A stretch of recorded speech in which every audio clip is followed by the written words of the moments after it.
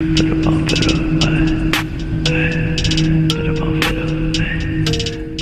Abby. Yes, sure, we can look at these. Now, I'm only getting to look at charts now, actually, because I'm building some tools for the group. I believe they can be very powerful, and what they are is some bull and bear market continuation tools, trend following tools, because as we move into the bull market, we're gonna want to be able to find as many good buying opportunities as we can, because obviously that's where you make your money. That's where you make your bulk of your money, and you want to maximize the opportunity. So I've been focusing really hard on trying to build something really good for the group, because we're getting closer and closer to a bull market. We may not be there, but we are definitely getting closer. So I just want to point this out. Now, it is not identical, but it reminds me of FET, something like that. Now, it's not identical. This move here isn't as high, but you can see the white 100 moving average coming around here, and both of these are 5-day charts, by the way. Both of these are 5-day charts. Now, what is frustrating is FET. Sorry, I didn't say this is FET here. This is FET. In the last bear market. Now, it consolidated for weeks and weeks and weeks in and around this level, and I always remember it well, because at this point down here we were thinking FET might actually die at one point, because we tried to catch the bottom on it here, and then it flushed lower, and it obviously kept flushing. Bad time to make a video. I think the alerts are going off here. But anyway, you can see what eventually happened. Now, the chart on the right hand side is ANT, but that is the futures chart. Sorry, I just paused there. I was checking my comp trade. I tried to scalp it short, and it got stopped out. What was I talking about here? Yeah, so the frustrating thing here was that it did consolidate for well, what's that, September right through to December, 2 or 3 months in there of consolidation before it absolutely mooned.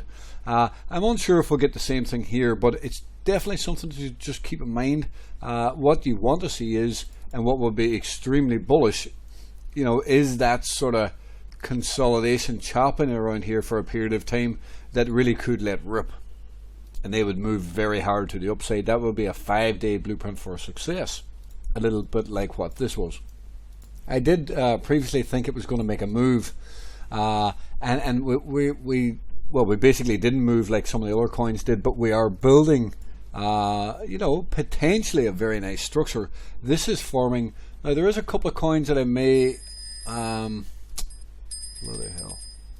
Okay, so another example here, and I can't think of the real one I'm on about, because this red 200 is already formed on the chart.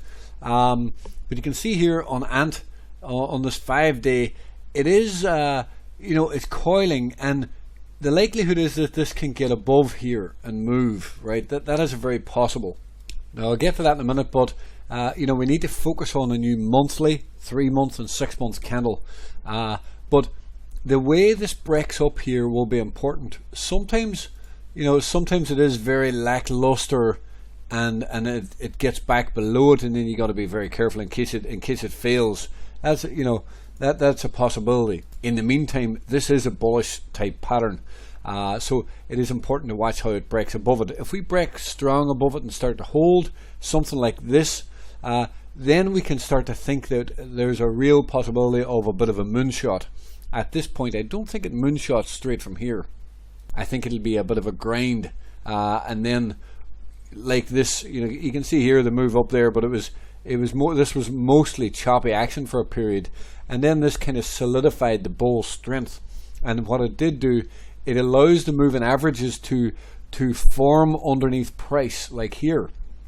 Once you start forming that base, it becomes a lot more bullish and a lot more harder to break down.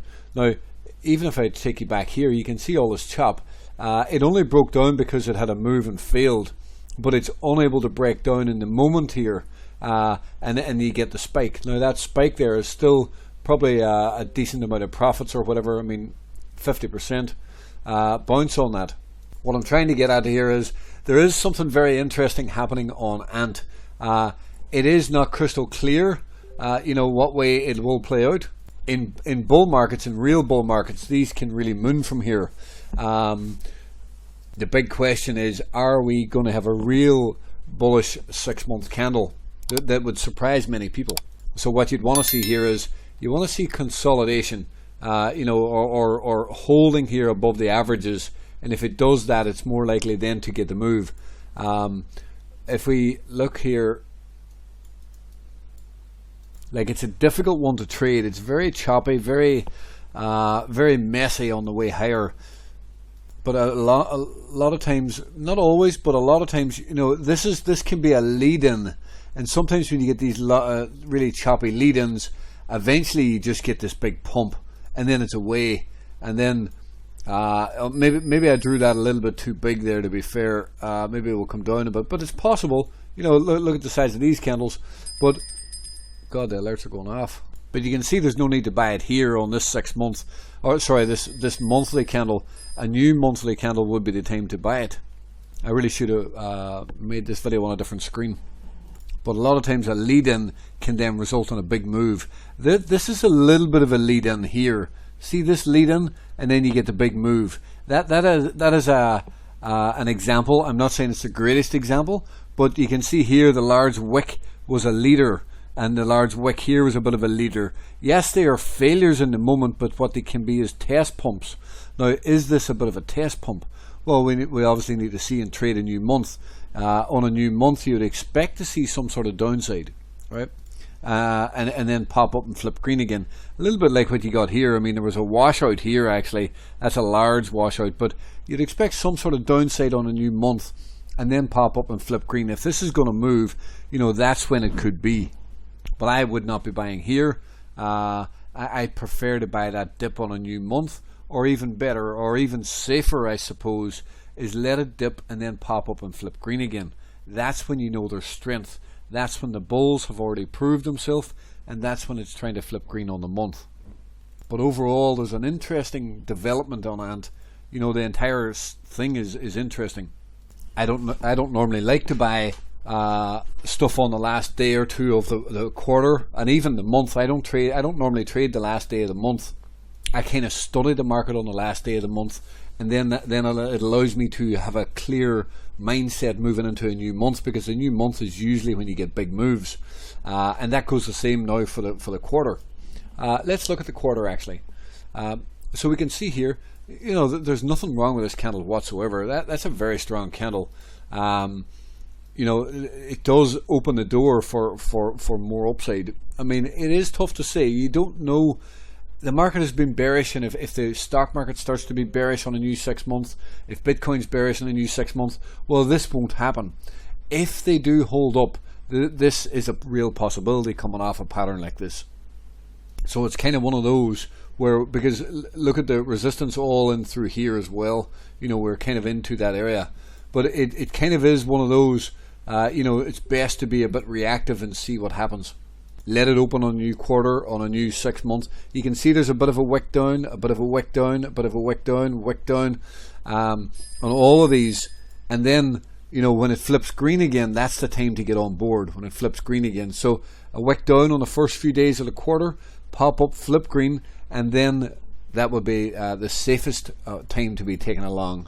And then see if it can have a green candle. Like here, if you've seen that wick down and bought there, as soon as I flip green, you can hold that all quarter. I'm not saying you do. We don't always trade it perfectly, but it's sometimes a very good strategy if you do get a good entry to hold it all quarter, because a lot of times you want to take profit and it's only bounced 10%, when if you hold it you could make 100%. Well, that's a 300% gain, So if you actually trade the candle and do not trade your profit, do not trade your P&L, don't even trade the smaller time frames, just watch this candle and focus on it, and say to yourself, well, I'm going to keep a break-even stop here, and I'm going to let this candle develop and play out and see where it goes. And that's kind of where we're at here.